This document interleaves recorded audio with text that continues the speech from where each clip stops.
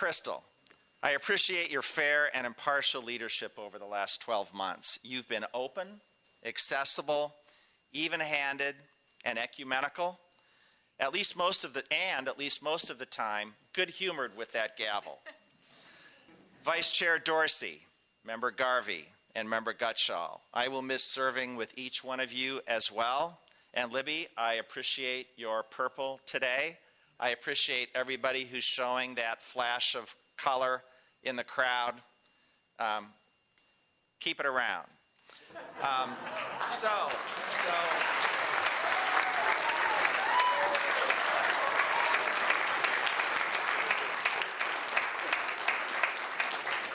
Like ingredients in a salad bowl, we complemented each other. While most of our board votes were unanimous, so many of those 5-0 votes, as our chair just said, were a blend, a synthesis of a variety of perspectives. There was give and take, there was compromise, there was negotiation. We came at it from different methods, but the work product that came out was a combination of everybody's input. There were divided votes as well, and shifting coalitions. In a diverse and pluralistic community like Arlington, that's the way it should be, and I hope that that dimension is not lost next year. To County Manager Mark Schwartz, County Clerk Kendra Jacobs, County Attorney Steve McIsaac, thanks for your incredible support and, on occasion, patience. Okay, I asked a lot of questions, even some multi-part questions. Yet, I have to say, for our 3,900 county employees, no question was too challenging and no question was too obscure. I know you'll miss those questions, so I'm grooming my successor, Matt DeFerrante, to be as inquisitive as I am. And just in case, I've got a whole bunch of pre-filled in Freedom of Information Act requests ready to go.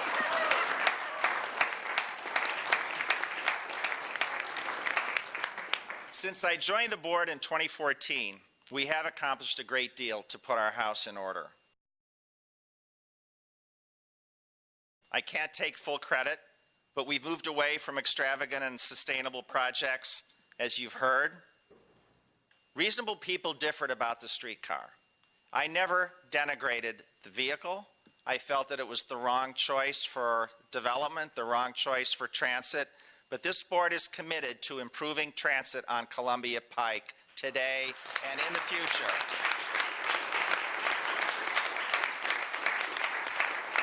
There are no more $1.6 million dog parks, as much as we love canines.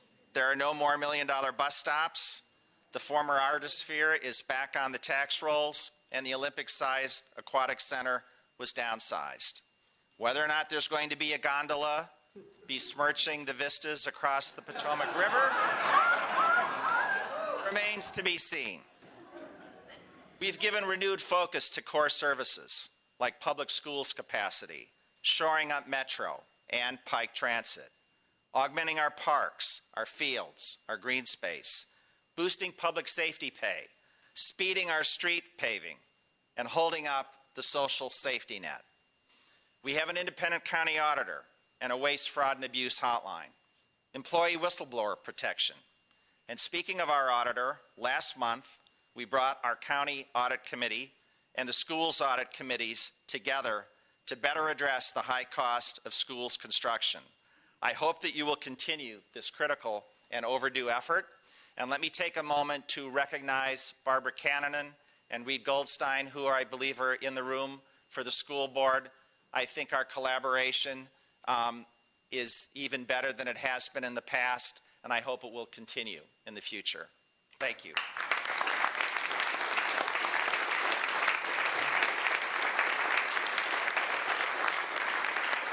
Also this year, at my urging, the board directed the manager to come back with ideas for cost-benefit studies so we can truly assess the costs and consequences of our development decisions. This is even more important with Amazon's arrival. Mr. Manager, I believe our direction was to have something back by December 31st, and we look forward to hearing your update next Tuesday at our recess meeting.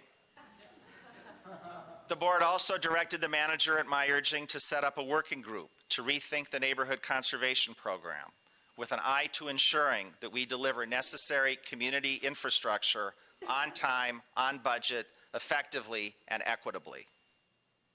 And as I've been pushing, finally, rather than immediately scratching our itch to spend, the board finally voted to carry over to the next fiscal year 75% of our fiscal year 2018 budget surplus so that we can apply it to the significant budget challenges we face next year and weigh all competing priorities at the same time in a contemporaneous and holistic fashion.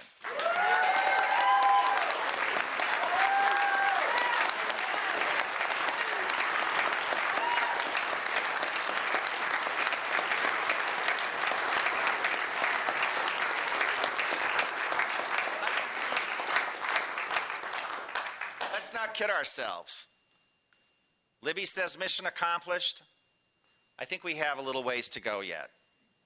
First, to grow our economy while managing our growth in a fiscally sound, equitable, and environmentally sustainable manner.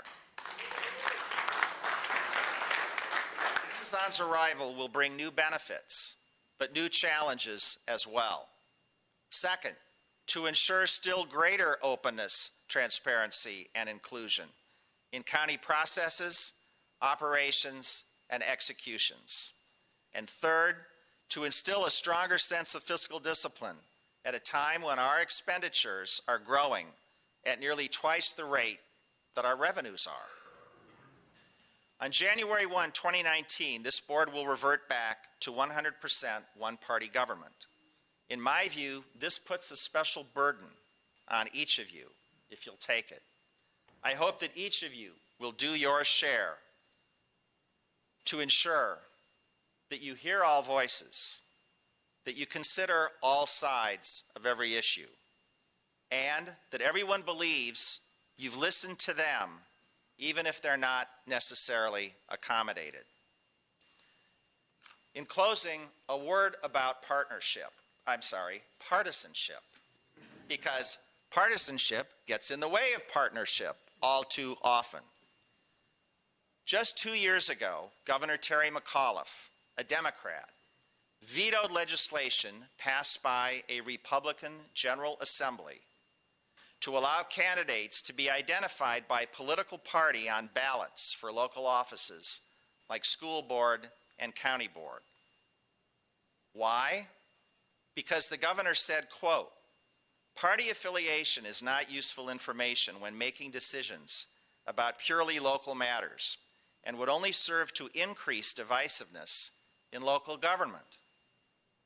He went on to say, "We should be working to reduce partisan rancor rather than creating new places for it to flourish." Governor McAuliffe was right. Fortunately, his veto was sustained. Yet partisan sample ballots, be they blue or red, undermine that goal. And partisanship in Arlington, as elsewhere, maintains an increasingly toxic grip on full and complete participation in civic affairs and discourages so many talented people from even considering a run for political office in the first place. That's wrong. Duke Banks, maybe the Civic Federation can do something about that. I'm excited to join the State Steering Committee of Unite America, a new national organization working to bridge the partisan divide and find common ground.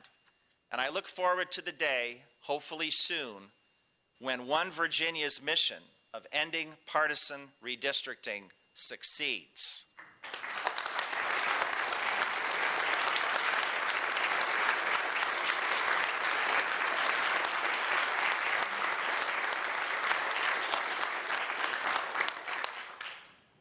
Finally, to the people of Arlington, and especially the over 46,000 voters who supported our drive for independent thinking, greater transparency, more inclusive community engagement, more diverse faces at our community table, and fiscal responsibility in county government. Thank you from the bottom of my heart. I'll not be far away, and I'll be watching what happens at 2100 Clarendon Boulevard.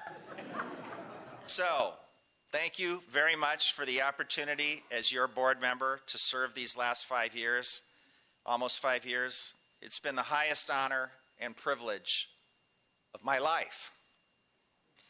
I'm taking a vacation from the board, but not from you, the people of Arlington. Thank you very much.